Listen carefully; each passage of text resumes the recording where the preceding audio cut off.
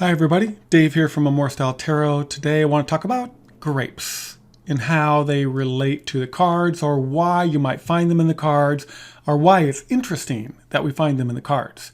And there's a number of cards too that contain grapes or grape leaves or grape vines. And so basically, to get right to it, have you thought about what it takes to grow grapes, what it takes to create wine, what it takes to maintain that orchard? So grapes. So if we go back to when the cards were first created, or if you go back in time, you'll find that if anybody is self-sufficient, they have a farm, they're going to have all the things that they need to eat and keep up for the winter and hold them over.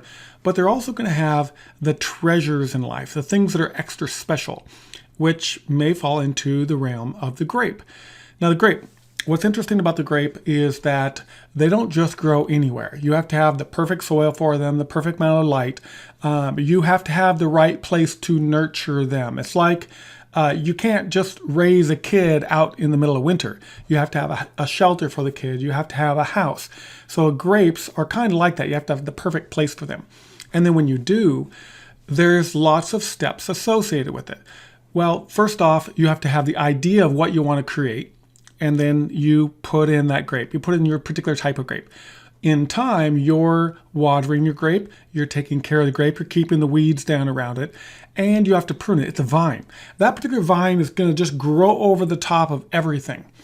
So in order to make the grapes work, you have to trim them back. You have to keep the trunk of the vine plant.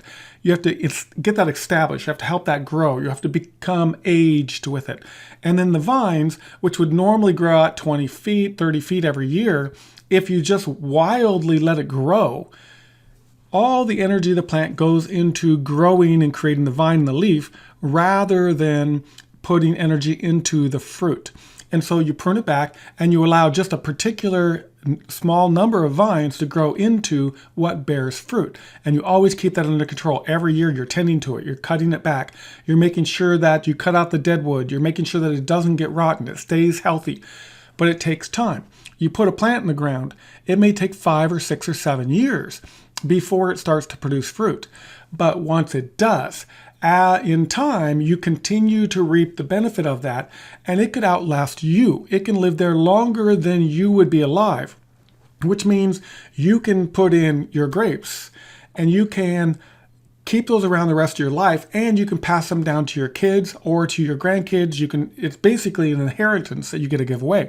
And then on top of that, when you produce the grape, sure, you can make raisins out of it if you live in the right climate, or you make grape juice, but the real prize is generating wine. So now the next step is you're going to ferment it. You're going to age it. You're going to let it sit in the barrels for a year. You're going to bottle it. It's going to settle for another couple of years. It has to be kept in the cellar. And then once you do, you now have a product that you can take to market and get top dollar for. This is the prize that everybody is looking for. This is what can make you wealthy. A few barrels of really good wine can generate lots of extra income. So, grapes. So we have this concept of that they're hard work, they're hard to take care of. You have to put time into it. You've got to be committed to it for the long haul. You've got to constantly work it. That particular concept of grapes can fold over into other things in life. So for instance, if you want to become a doctor, you have to have the idea of it. You have to find the right school. You have to find the right teachers. Then you put 6, 8, 10 years into learning how to be a doctor, and then you're hired and you start making the big bucks from that, because now you're the expert. You have the skill. You have developed yourself up to the level that everybody else would pay for it. That happens with a number of different professions. You could go out and learn how to do glass blowing. It may take you years to get to the point where you're proficient and you're generating those trophies, you're generating those rewards. So now, with that in mind, we go look at the cards. And some of the cards have this concept a little bit deeper to it than others. So we'll start with the Three of Cups. The Three of Cups is the card that's about friends. It's about friendships. It's about working your friendships. It's interacting with your friends. You have to be committed to your friendships. And in order to really get the benefit out of your friendships, you've got to let it mature. You've got to work on it over time. Some friendships will come and go in a few years. Others may find that they really start to mature after you've been around them for 5, 6, 7 years. That's when you know the person. That's when you're starting to interact. That's when you're able to share the deeper aspects. That's when you start getting to those treasures, which are the very personal things that you keep sacred, that they keep sacred, that you can share in order to work through issues in life.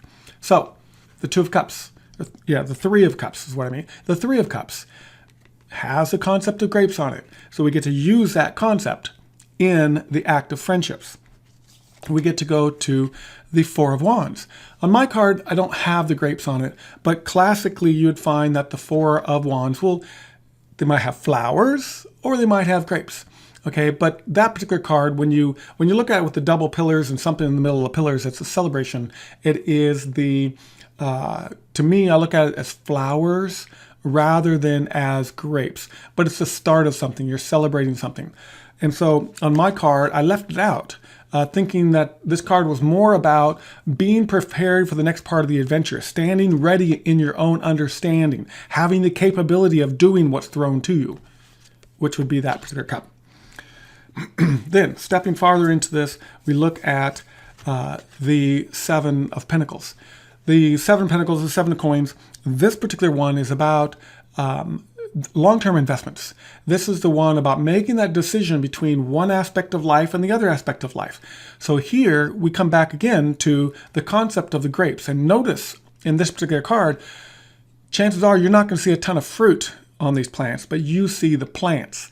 You see the rows that are planted. You see the person investing their time. You see the person working. He has that hoe. He's sweating. He's working on building his skill, building his craft. So the essence of it is at the first stages of it. He is putting in the work, he's building his skills, and he's finding a way to set himself on the path to getting to the mature result, which will eventually come. Thus, we're at the Seven of Coins. Next, the classic decks will skip over this, but the Eight of Coins.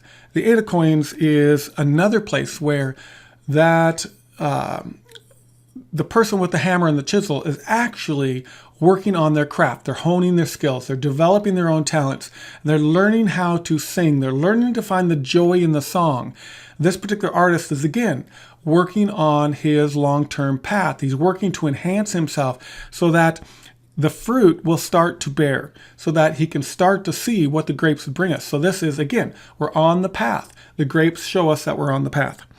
Next one, Nine of Coins. So the Nine of Coins, you would typically find that behind the successful person is the orchard. He has put in the orchard, he has maintained the orchard, he has developed the skills for the orchard, and now he's reaping the benefits of that. He stands confident in what he's doing because the grapes actually produce berry. He does the pruning so that the berries create full. He's able to keep them dry. He's able to keep them in the sunlight. He keeps them watered. He has practiced what it is in his skill. He is the doctor. He is the physician. He is the architect. He is the skilled musician who has put years into the craft to be able to entertain or be able to heal or be able to advise. But this card comes with that level of success. He is confident in where he is. The grapes help show us that. You'll find also in the classic cards that the Ten of Coins, so the Ten of Pentacles, also typically has the grapes there. And this would be from the point of view of we're at the end of the cycle. This person's kind of done, but he has put the time in. He's created his farm. He's created the orchard. And it's now a legacy. It's taken care of him. The same thing would be for anybody that would go out and develop their skill, build their business, and then turn their business over to somebody else or sell their business. What they created continues to work. It becomes their legacy. It becomes something that continues to work and continues to give them benefits to keep their status in life. Moving a little bit farther with that is a lot of times that 10 of Coins has the grapes on it. I moved it to the Queen of Pentacles, or the Queen of Coins. So the reason for this is that when I look at the Queen of coins, this is that Virgo personality that is interacting and working all the time. This is the one that puts the effort into helping others grow. She's the one that sees your talent and helps facilitate you getting on the right path. This is the one that knows where the paths are. She has an intuitive understanding of that.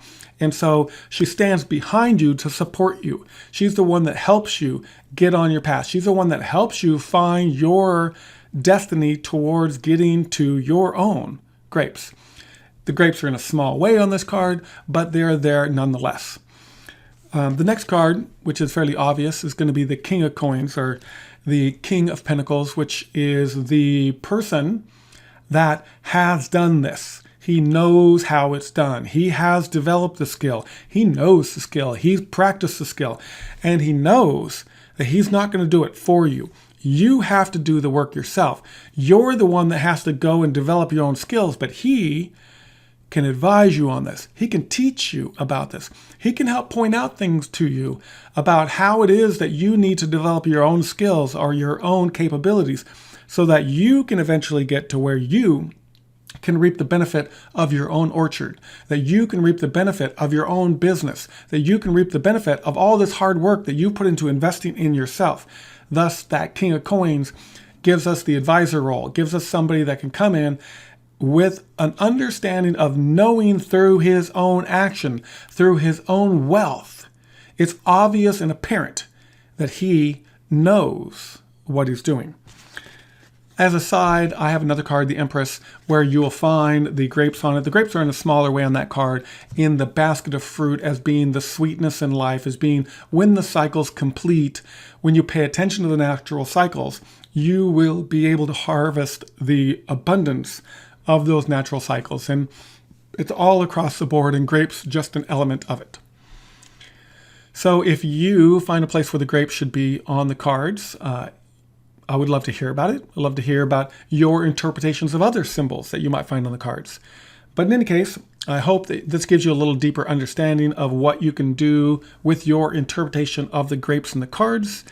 And I look forward to hearing about how it's accurate or inaccurate for you.